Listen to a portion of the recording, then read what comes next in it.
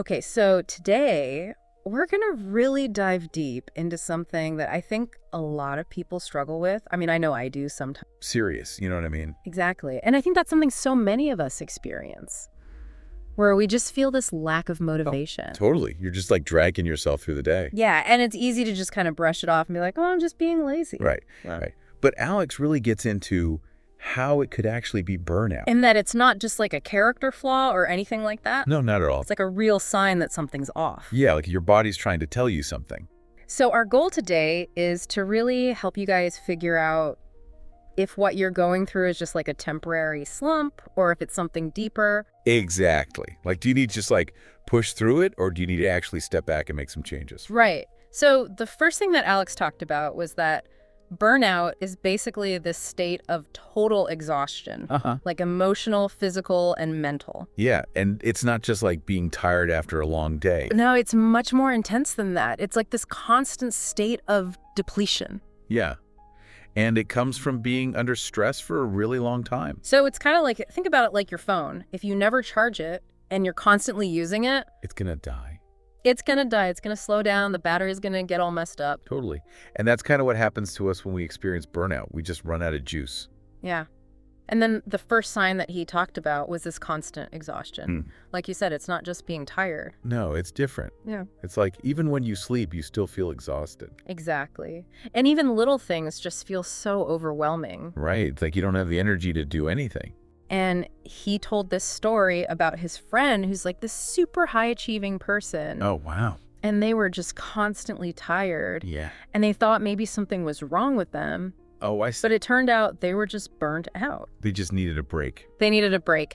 And so the takeaway here is to really listen to your body when it's telling you that you need to rest. Yeah.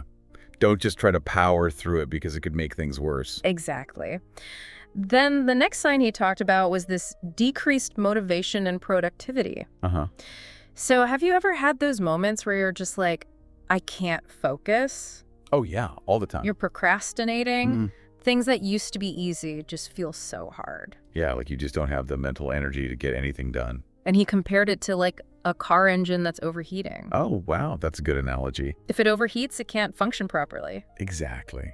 And so he was saying that when you're burnt out, your brain's kind of like that. It's just not working at full capacity. It's like it's short-circuiting. And you might even start projects with all this excitement and then just completely lose interest. Oh, yeah. I hate when that happens. Yeah.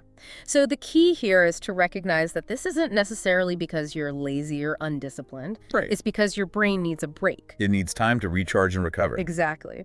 So then the third sign that Alex talked about was emotional detachment and cynicism. And this is where you start to feel disconnected from things that you used to enjoy. Yeah. Like your work or your relationships or your hobbies. Yeah. And you might even start to feel kind of negative and cynical about everything. Like nothing really matters anymore. And he gave this example of being on a team that used to be really inspiring, Uh-huh. but then you start to feel drained by every interaction. Oh, yeah. I've totally been there. And so this isn't just like a bad day. No. It's like a real shift in your emotional state. And it's a sign that something's wrong. Exactly. And the fourth sign is that burnout can actually manifest physically. Oh, really? Yeah. I mean, I know stress can cause physical symptoms, but I didn't realize it was connected to burnout. So like think about headaches or stomach problems or even getting sick more often. So your immune system weakens. Yeah. And Alex also talked about how stress can actually mess with your sleep. Oh, yeah, for sure. I have a hard time sleeping when I'm stressed. Right. And so he talked to a healthcare professional who explained that stress can disrupt the body's natural healing process. That makes sense. And when you're constantly stressed, your body's in this fight or flight mode. Yeah. And that takes a toll on your physical health. So it's not just in your head, it's like a whole body experience. Right. Then the fifth sign is social isolation. And this is where you might start to withdraw from social events and activities. Even if you used to enjoy them. Even if you used to enjoy them. And this is because when you're burnt out, you just don't have the energy to socialize. And it's not that you don't care about your friends or anything. Exactly. It's just that you literally don't have the capacity for it. You're just too drained. And it's important to recognize this early on because social support is actually really important for recovering from burnout. So it's like a vicious cycle. You withdraw because you're burnt out, but then withdrawing makes the burnout worse. Exactly. And then the sixth and final sign is persistent self-criticism and guilt. Oh, gosh, yeah, the guilt. This is where that inner critic really starts to come out. And it's like, you're not doing enough. You're not good enough. You should be more productive. Like you're constantly beating yourself up. And Alex talked about how our society really values productivity. Yeah. And so when we're not being productive, we feel guilty. Especially when it's because of burnout. Yeah. Because you know you should be able to do more, but you just can't. And the key here is to be kind to yourself. Yeah. To recognize that you need to rest and that it's not a sign of weakness. It's actually a sign of strength to be able to step back and take care of yourself. So we've talked about all these signs of burnout, but how do we know if it's actually burnout or if we're just being lazy? Yeah, that's a good question. So Alex explained that laziness is basically a lack of willingness to put in effort. Mm-hmm. But burnout is a response to prolonged stress. It's like your body's saying, enough is enough. And he used this analogy of someone trying to run a marathon without any training. Oh, wow. Eventually, their body's just going to give out. Yeah. And it's not because they're lazy, it's because they've pushed themselves too far. Exactly. And so the takeaway here is that if you're experiencing burnout, it's not because you're lazy. It's because you need to take care of yourself. Right. So what are some practical steps that we can take to address burnout? Well, Alex had a whole bunch of suggestions. The first one was to prioritize rest and sleep. Oh, yeah, that's so important. Make sure you're getting enough sleep and that you're creating a calming bedtime routine. Like taking a warm bath or reading a book. Exactly. And then he said to set realistic goals. Don't try to do too much at once. Break down big projects into smaller tasks. And celebrate your accomplishments along the way. And then another really important one was to establish healthy boundaries. Ugh, that's so hard for me. I always feel like I have to say yes to everything. But it's so important to learn to say no. Yeah. Because you can't pour from an empty cup. That's a good one.